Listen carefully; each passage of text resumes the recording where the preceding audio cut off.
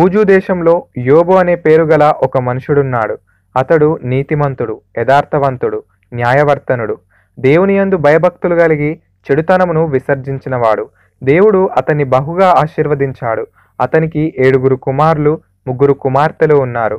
7,000 గొర్రెలు, 3,000 ఒంటెలు, 500 జతల ఎడ్లు, 500 ఆడుగాడిదలు, ఎందరో దాసదాసీలు ఉండేవారు. తూర్పు దేశంలో యోబు చాలా ధనవంతుడని, ధర్మవర్తనుడని ప్రసిద్ధి చెందాడు. యోబు తన కుమారులు పాపం చేసి దేవుణ్ణి దూషించినారేమో అని వారిని పిలిపించి పవిత్రపరిచి ఉదయాన్నే వారి నిమిత్తం దహన బలులు అర్పించేవాడు. ఒకరోజు దేవదూతలందరూ దేవుని దగ్గరికి వచ్చారు. వారితో అపవాది కూడా వచ్చాడు. దేవుడు అపవాదిని ఇలా అడిగాడు, భూమి మీద నా సేవకుడైన యోబు ఉన్నాడు. అతని వంటి నీతిమంతుడు, సద్గుణ సంపన్నుడు ఎవరూ లేరు. నీవు అతని గురించి ఎప్పుడైనా ఆలోచించావా? దేవుడు అడిగిన ప్రశ్నకు జవాబుగా అపవాది, నీవు యోబును, అతని సంతానాన్ని, అతని ఆస్తిని కాపాడుతుండడాన్ని బట్టి అతడు హాయిగా జీవిస్తున్నాడు. నీవు గనక అతని ఆస్తిని పోగొట్టి అతనికి కష్టం కలిగించావంటే అతడు నిన్ను తిట్టి నీకు దూరమైపోతాడు అని అన్నాడు. అపవాది మాటలు విన్న దేవుడు, యోబుకు ఉన్న ఆస్తిపాస్తులను, సంతానాన్ని, పశువులను నీకు అప్పగిస్తున్నాను. అతనిని నీవు శోధింపవచ్చు అని అన్నాడు. ఒకరోజు యోబు కుమారులు, కుమార్తెలు తమ అన్న ఇంట్లో విందులో ఉన్నారు. ఒక సేవకుడు యోబు దగ్గరికి వచ్చి, శత్రువులు పనివారిని చంపి మన ఎద్దులను, గాడిదలను తోలుకొని పోయారు. నేను మాత్రమే బ్రతికాను అని చెప్పాడు. మరొక సేవకుడు వచ్చి, ఆకాశం నుండి అగ్ని దిగి వచ్చి మన గొర్రెలను, పనివారిని దహించి వేసింది అని చెప్పాడు. ఇంకొకడు వచ్చి, కల్దీయులు పనివారిని చంపి మన ఒంటెలను తోలుకొని పోయారు అని అన్నాడు.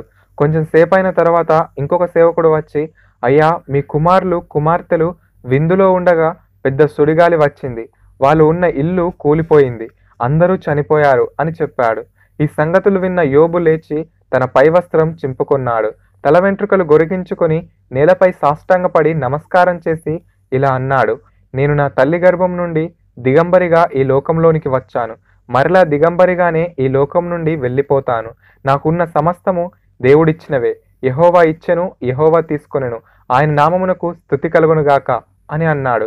ఒకరోజు దేవదూతలు యెహోవా సన్నిధికి వచ్చారు. అపవాది కూడా వారితో పాటు వచ్చాడు. అతనితో దేవుడు, నా సేవకుడైన యోబు తన పిల్లలను, సమస్త సంపదలను పోగొట్టుకున్న నన్ను నిందించలేదు, నీతి మార్గాన్ని వదిలిపెట్టలేదు, నా యందు స్థిరంగా ఉన్నాడు. నీవు అనవసరంగా అతనిని కష్టపెట్టావు అని అన్నాడు. అందుకు అపవాది, నీవు అతని శరీరాన్ని కాపాడావు. శరీరాన్ని, ఎముకలను రోగాలకు గురి చేస్తే అతడు తప్పకుండా నిన్ను దూషించి వదిలిపెడతాడు అని జవాబు చెప్పాడు.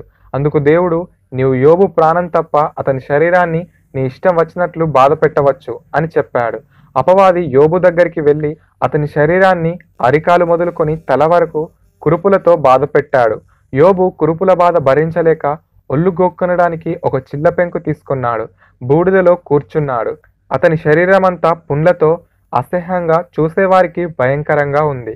అతని దగ్గరికి ఎవరూ రావడం లేదు. అతన్ని ఎవరూ గుర్తుపట్టలేకున్నారు. యోబు ఒంటరిగా మూలుగుతూ, రోదిస్తూ, బాధపడుతూ రోజులు గడుపుతున్నాడు. యోబు భార్య యోబు దగ్గరికి వచ్చి ఇలా అంది, దేవుడే నిన్ను ఇలా కష్టాల పాలు చేశాడు. ఇంకా ఎందుకు ఆయనను నమ్ముకొని జీవిస్తావు? దేవుణ్ణి తిట్టి ప్రశాంతంగా చనిపోవడమే మంచిది. అందుకు యోబు తన భార్యతో, మూర్ఖురాలి వలె మాట్లాడుతున్నావు. దేవుడు మనకు సుఖ సంపదలు ఇచ్చినప్పుడు మనం సంతోషించాం, ఆయన మంచివాడని పొగిడాం. ఇప్పుడు కష్టాలు రాగానే ఆయనను తిట్టుకోవడం మంచిది కాదు.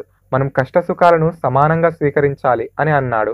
యోబు స్నేహితులైన ఎలిఫజు, బిల్దదు, జోఫరు అనువారు యోబును ఓదార్చడానికి వచ్చారు. అతని దీన పరిస్థితిని చూసి చాలా చింతించారు. తలపై ధూళి చల్లుకొని పెద్దగా ఏడ్చారు. 7 దినములు అతనితో కూడా నేల మీద కూర్చున్నారు. యోబు భక్తితో దేవునికి ప్రార్థించాడు. తన కష్టాలను, బాధలను తొలగించమని దేవుణ్ణి వేడుకొన్నాడు. దేవుడు యోబును ఆశీర్వదించాడు. పూర్వం ఉన్న సంపదకు 2 రెట్లు సంపదను ఇచ్చాడు. సంతానాన్ని కూడా ఇచ్చాడు. అతనికి మరలా 7 కుమారులు, 3 కుమార్తెలు కలిగారు. యోబు కుమార్తెల వంటి సౌందర్యము గల స్త్రీలు ఆ దేశంలోనే లేరు. దేవుడు యోబుకు 14,000 గొర్రెలను, 6,000 ఒంటెలను, 1000 జతల ఎడ్లను, 1000 ఆడుగాడిదలను ఇచ్చాడు. యోబు స్నేహితులు, బంధువులు వచ్చి అతనితో కలిసి విందు ఆరగించారు. తర్వాత యోబు 140 సంవత్సరాలు బ్రతికి 4 తరముల సంతానాన్ని చూశాడు. పిల్లలు, యోబు జీవితం మనకు గొప్ప మాదిరిని చూపిస్తుంది. సుఖాలను, కష్టాలను సమానంగా భావించాలని, కష్ట సమయాల్లో కూడా దేవుణ్ణి నిందించరాదని, నిరీక్షణతో జీవించాలని తెలుపుతుంది. కష్టాలు సదాకాలం ఉండవు. దేవుడు కృపామయుడు, తన భక్తులను తప్పకుండా కాపాడుతాడు అనే విషయం యోబు జీవితం ద్వారా తెలుసుకోగలం. బైబిల్లో యోబు చాలా ప్రాధాన్యత గల గ్రంథం. ఈ గ్రంథంలో మరణ పునరుత్థానముల గురించిన వచనాలు ఉన్నవి.